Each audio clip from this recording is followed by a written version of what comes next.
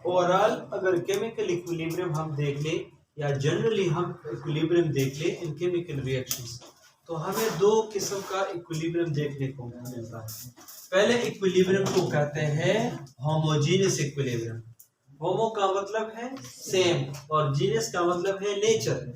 ऐसा chemical equilibrium या equilibrium अगर उसमें सारे के सारे रिएक्टेंट और सारे के सारे प्रोडक्ट वो अगर सेम फिजिकल स्टेट्स में है, तो ऐसे इक्विलिब्रियम को होमोजीनियस इक्विलिब्रियम कहते हैं। मतलब अगर रिएक्टेंट भी सेम फेजेस में है और प्रोडक्ट भी सेम फेजेस में है। क्या मतलब? मतलब तमाम के तमाम रिएक्टेंट गैसेस है और तमाम के तमाम प्रोडक्ट भी गैसेस है, तो सारे एक ही फेज में है ना, गैसियस स्टेट में। या तमाम के तमाम लिक्विड है रिएक्टेंट और तमाम के तमाम प्रोडक्ट भी लिक्विड है। समझ आ रहे?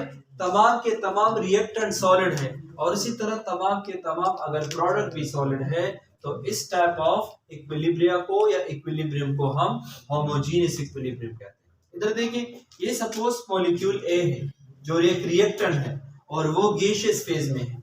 ये एक मॉलिक्यूल बी है और वो भी गैसियस स्टेट में है। इसके जो प्रोडक्ट बनते हैं, चाहे एक प्रोडक्ट हो, दो हो, तीन हो, अगर तमाम के तमाम सेम स्टेट में हो, इस टाइप ऑफ इक्विलिब्रियम को हम होमोजेनियस इक्विलिब्रियम कहते हैं। जिस तरह आप अमोनिया बनाते हैं, तो आप नाइट्रोजन गैस लेते हैं और हाइड्रोजन गैस लेते हैं, और जैसे ही आप इनको कंबाइन करते हैं तो आपके पास अमोनिया बनता है। और अमोनिया क्या है?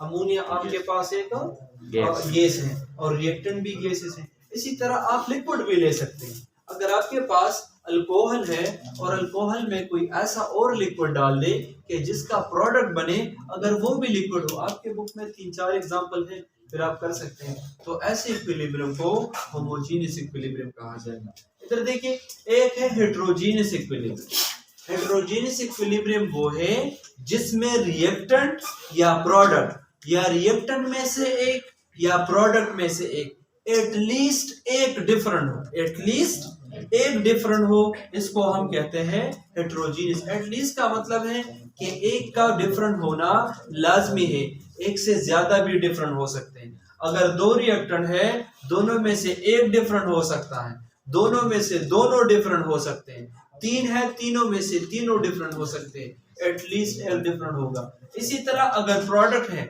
दोनों के दोनों प्रोडक्ट डिफरेंट हो सकते हैं या एटलीस्ट उनमें से एक प्रोडक्ट डिफरेंट हो सकता है।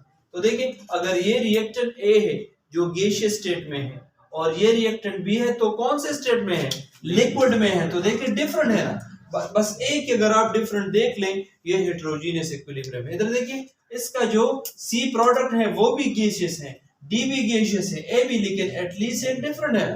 तो एक जो है वो लाजमी शर्त है, एक से ज्यादा डिफरेंट हो सकते हैं। दूसरा देख लें, ए जो है वो लिक्विड में है, बी भी लिक्विड है, लेकिन सी और डी इसके प्रोडक्ट दोनों डिफरेंट फेजेस में। समझ आ रहे? तो इनमें दो एक दूसरे से डिफरेंट है। अब इधर देखिए, सी एग्जांपल में देखें, ए गैसियस स्टेट में है और बी लिक्विड है। समझ आ रहे? इसकी तरह है और ये दोनों गैसियस स्टेट में है, तो ये भी डिफरेंट है। और लास्ट वन देखिए, पहला वाला गैस है, दूसरा वाला लिक्विड है, और फिर प्रोडक्ट में से एक गैस और एक लिक्विड है, तो लिहाजा ऐसे इक्विलिब्रियम को हम क्या कहते हैं?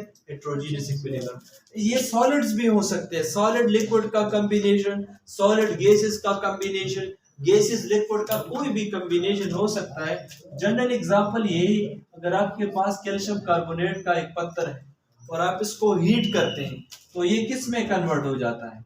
ये कैल्शियम में, और ये इस तरह कार्बन डाइऑक्साइड में। तो देखिए, ये खुद सॉलिड इन नेचर है, इसका जो स्टोन बनता है वो भी सॉलिड है, और इसका एक कंपोनेंट एटलीस्ट डिफरेंट है ना।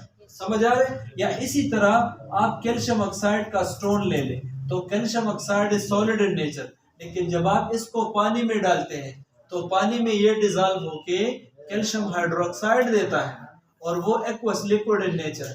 तो देखिए, इनमें से अगर आप देखिए, इन दोनों की नेचर सेम है मगर इसकी डिफरेंट है, तो अगर एटलीस्ट एक डिफरेंट है, ऐसे इक्विलिब्रियम को हम हेटेरोजेनियस इक्विलिब्रियम कहते हैं। हम ज्यादातर इस चैप्टर में होमोजेनियस इक्विलिब्रियम को फोकस करेंगे। इसके साथ ये टॉपिक खत्म हो जाता है।